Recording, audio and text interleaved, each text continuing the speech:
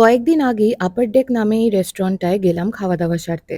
বাইরে ভীষণ গরম হওয়ায় নিয়েছিলাম ভার্জিন মোহিতো, খেয়ে প্রাণটা একেবারে ঠান্ডা হয়ে গেল। আমার সাঙ্গপাঙ্গদের মধ্যে একজন নিয়েছিল সামার অন দ্য বিচ, আর এটা অনেকটা ফ্যান্টার মতো খেতে, কমলা লেবুর রস দিয়ে বানানো। চাইনিজ খেতে যাব, গোল্ডেন ফ্রাইড প্রনস খাবো না সেটা কি হয়? একেবারে মুচমুচে, চিংড়িগুলোও টাটকা, বেশ সুন্দর খেতে। তারপরেই চলে এলো ফিশ ফিঙ্গার। এমন দুটো স্টার্টার নিয়েছি যে কোনোভাবেই সেটা খারাপ হওয়ার সম্ভাবনা নেই। এনারা বললেন এখানকার চিকেন উইথ ভেজিটেবলসটা একবার ট্রাই করে দেখতে। এটা সত্যি দারুণ ছিল। সবজিগুলো ভীষণ সুন্দর সেদ্ধ হয়েছে, একেবারে নেতিয়ে গেছে সেরম না, আর রসুনের হালকা ভাজার গন্ধটাও দারুণ লাগছিল।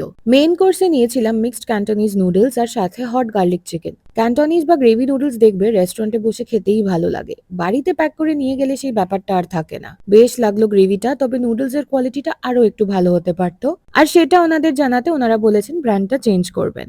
অল্প একটু ফ্রাইড রাইসও চেখে দেখলাম হানি পেপার ফিশের সাথে। হানি পেপার ফিশটা অপূর্ব ছিল, যদিও বাসা, কিন্তু এত ভালো লেগেছে আমার, তার কারণ গ্রেভিটা ভীষণ সুন্দর খেতে, ঝাল আবার মিষ্টিও। খাওয়া দাওয়া শেষ করলাম ব্রাউনি আর আইসক্রিম দিয়ে। রেস্টুরেন্টটা অবস্থিত কসবা রাজডাঙ্গাতে। এই এলাকার আশেপাশে থাকলে এখানকার খাবার একবার ট্রাই করে তোমরা দেখতে পারো।